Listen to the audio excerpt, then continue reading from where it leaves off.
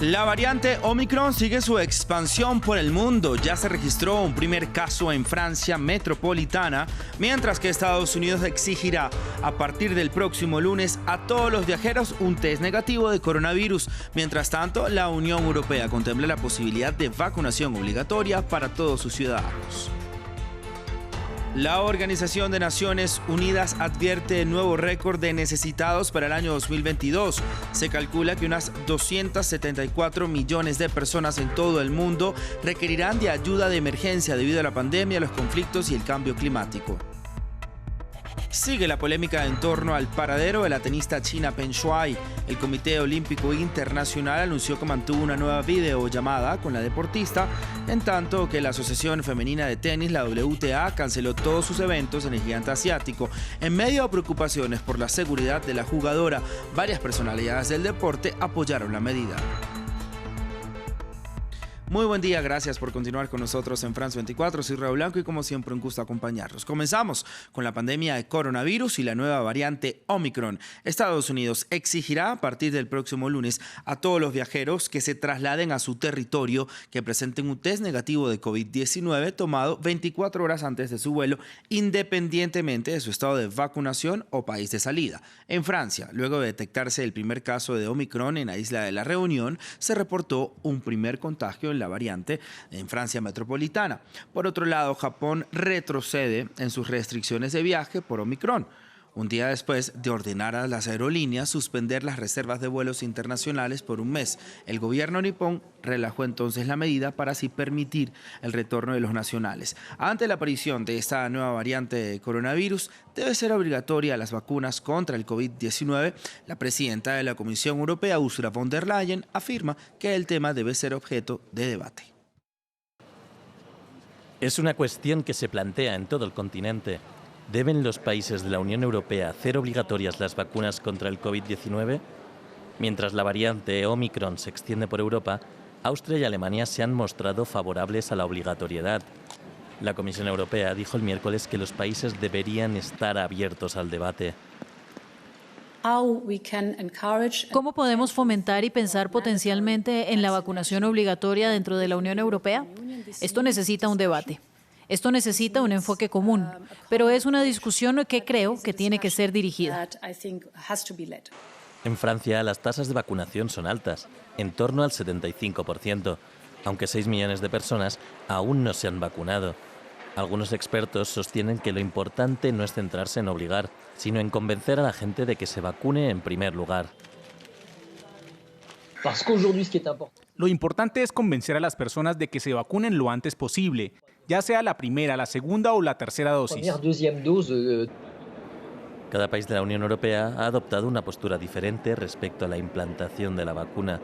El secretario de Sanidad de Reino Unido dijo la semana pasada que no cree que vayan a hacer obligatorias las vacunas, mientras que Grecia es el primer país que especifica un límite de edad, con un mandato para los mayores de 60 años.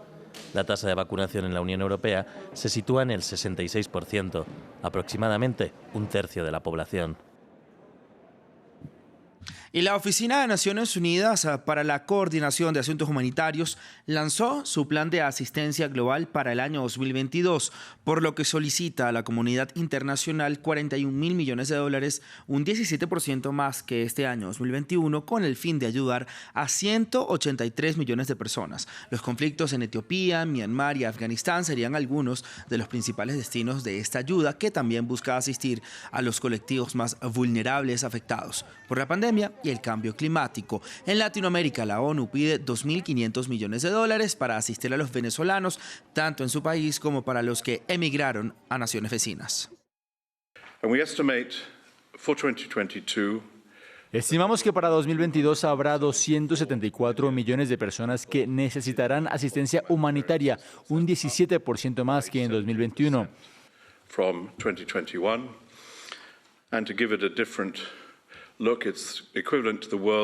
Esto es equivalente al cuarto país más poblado del mundo. Nuestro objetivo a través de este programa es ayudar a 183 millones, los más vulnerables, nuevamente un aumento con respecto al año pasado. Y para ello estamos buscando un récord de 41.000 millones de dólares para las necesidades humanitarias del mundo de los más necesitados en 2022. El secretario de Estado de Estados Unidos, Antony Blinken, y el ministro ucraniano de Exteriores, Dmytro Kuleba, analizaron medidas para disuadir a Rusia ante el temor de Occidente y Kiev a un posible ataque ruso contra Ucrania. Antes de comenzar la reunión con Blinken, Kuleba señaló que Kiev continuará mostrando moderación en la región, pese a la que llamó las provocaciones de Moscú. Al respecto, el ministro ruso de Exteriores, Sergei Lavrov, advirtió del retorno a un eventual escenario de confrontación militar por el conflicto del este de Ucrania. Se prevé que Blinken y Lavrov se reúnan en unas horas. El ex canciller de Austria, Sebastian Kurz, se retira por completo de la política. El anuncio llega después de su dimisión debido a una investigación por supuesta corrupción. Kurz, líder del Partido Popular Austríaco y canciller hasta el pasado 9 de octubre, ya informó su decisión oficial de abandonar la carrera política. Según el diario austríaco Kron, la decisión del político conservador de 35 años tendría que ver con el reciente nacimiento de su primer hijo. Y ante el aumento de especulaciones por el paradero y estado físico y de salud de la tenista china Peng Shuai, el Comité Olímpico Internacional aseguró que mantuvo una segunda videoconferencia con ella en la que le ofreció apoyo a cualquier nivel y también concretaron un encuentro personal para el mes de enero. Previamente, la WTA suspendió todos los torneos que se celebren en China por la censura que ha rodeado este caso después de que Shuai denunciara abuso sexual por parte de un ex líder del gobierno chino. Ante esta decisión, la Asociación de Tenis China expresó su indignación y el gobierno de Beijing reiteró una vez más su descontento con lo que llamó una politización del deporte. Un paso firme en la defensa de las mujeres del mundo. Tras la preocupación que se mantiene por el caso Peng Shuai, la WTA, organismo que rige el tenis profesional femenino, anunció la cancelación de todos sus torneos en China, una decisión que había sido advertida en el pasado por su presidente, asumiendo las consecuencias que ello generaría. No veo cómo puedo pedirle a nuestros atletas que compitan allí cuando a Peng Shuai no se le permite comunicarse libremente y aparentemente ha sido presionada para contradecir su acusación de agresión sexual. Peng hizo una publicación el pasado 2 de noviembre en la red social china Weibo, en la que acusó a un viceprimer ministro chino de abuso sexual. Tras darse a conocer el suceso, la publicación fue borrada de internet y transcurrieron varias semanas sin saber sobre su paradero, que generaron preocupación en el mundo deportivo y organismos como la ONU, ONGs como Amnistía Internacional y gobiernos como el de Estados Unidos. La medida de la WTA generó diversas reacciones de respaldo. Aplaudo a Steve Simon y a la WTA por adoptar una postura firme en la defensa de los derechos humanos en China y en todo el mundo. La WTA está en el lado correcto de la historia al apoyar a nuestras jugadoras. Gracias a la WTA por tener el valor de enfrentarse al Partido Comunista Chino y suspender todos los torneos en China. Desde la desaparición de la estrella del tenis, Peng Shuai, hasta obligar a los uigures musulmanes a trabajar como esclavos. China comunista no respeta a la humanidad. En 2019, China albergó 8 eventos del circuito femenino de tenis. La decisión se presenta justo cuando China se alista para recibir los Juegos Olímpicos de Invierno en Beijing el próximo año. El presidente de Honduras, Juan Orlando Hernández, felicitó este miércoles a la izquierdista Xiomara Castro, virtual presidenta electa, tras los comicios generales del 28 de noviembre en un mensaje difundido en la cadena nacional de radio y televisión. El Consejo Electoral aún no termina el conteo total de los votos. El Consejo Nacional Electoral ha avanzado en más de un 50% del escrutinio presidencial y los resultados reflejan que la señora Xiomara Castro ganó las elecciones. Quiero felicitarla por este medio, por su triunfo electoral.